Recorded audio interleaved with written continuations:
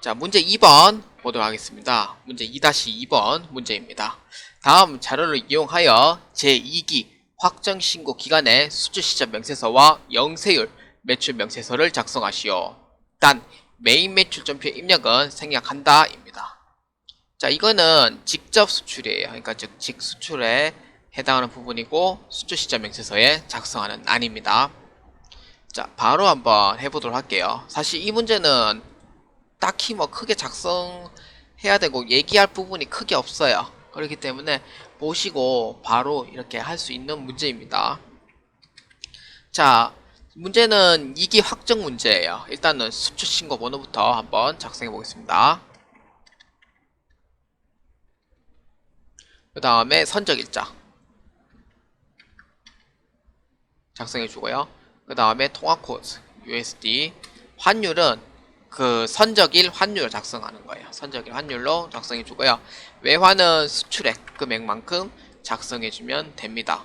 거래처 코드는 LK 이렇게 작성을 해 주시면 됩니다. 자, 그리고 이제 BLN 같은 경우는 좀 설명해 드릴 필요가 있어요. BLN 같은 경우에는 지금 이제 선적이라고 환가 금액이 선적일보다 좀 빠릅니다. 그래서 이거는 원칙적으로는 이제 선적일로 작성을 합니다. 그러니까 수출 신고일이 아닌 선적일을 이제 기준으로 작성을 하지만 예외 같은 경우가 있어요.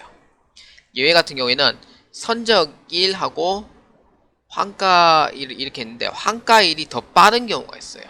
그 경우에는 이제 작성은 선적일로 작성을 하고요.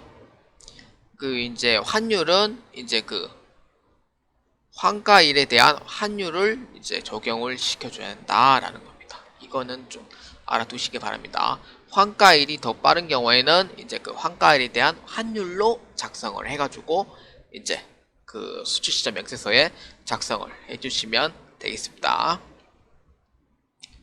자, 이렇게 알았으면은 이제 BLN 것도 한번 해보도록 하겠습니다. 그 다음에 선적 일자는 아까 11, 14에 적어주고요. 달러 환율은 얼마냐면은 환가일이 더 빠르죠. 환가일이 이틀 더 빠르기 때문에 환가일을 작성해 주는 거예요. 1200원. 외화. 그 다음에 거래처 코드는 BLM 해가지고 이렇게 작성을 해주시면 됩니다. 자, 그래서 이 서식에 보시면은 환율은 이제 선적일 환율.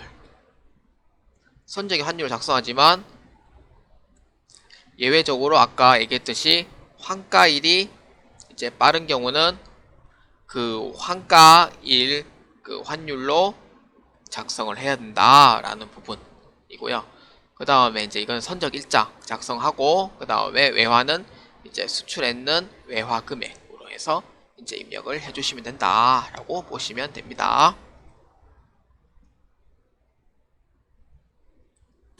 자, 이렇게 해서 이제 저장을 하면 되고요.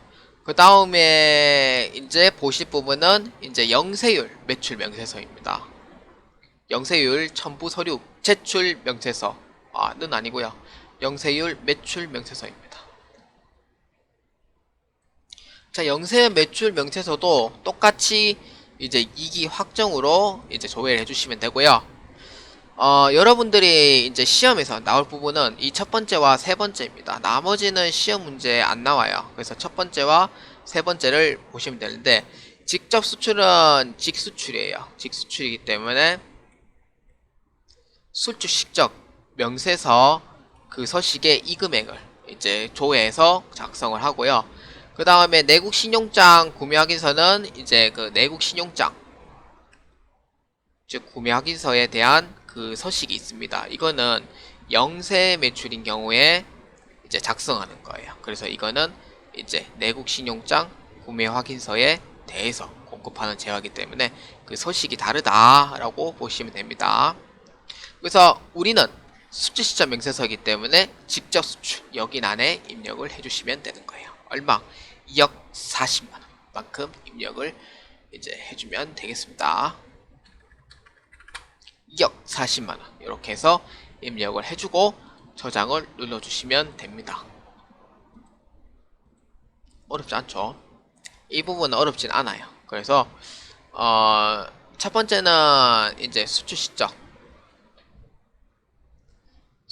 명세서를 이제 작성해야 되는 부분. 그러니까 즉 원칙은 아시겠지만 선적일이지만 예외적으로 이제 선적일보다 그 환가일이 빠른 경우에는 그 환가일을 적용을 해야 한다라는 부분. 그 다음 두 번째는 이제 영세율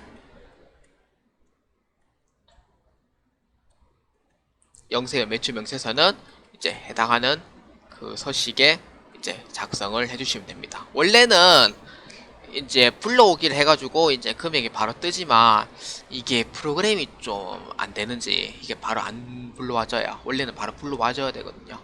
이게 안 불러와가지고 수동으로 해서 2억 40만원만큼 입력을 해주시면 된다. 이렇게 해서 보시면 됩니다. 이게 한 세트래요. 한 세트. 그러니까 부가세 신고할 때 그 영세가 있는 경우에는 이거를 반드시 첨부를 해야 됩니다. 이거는 필수예요.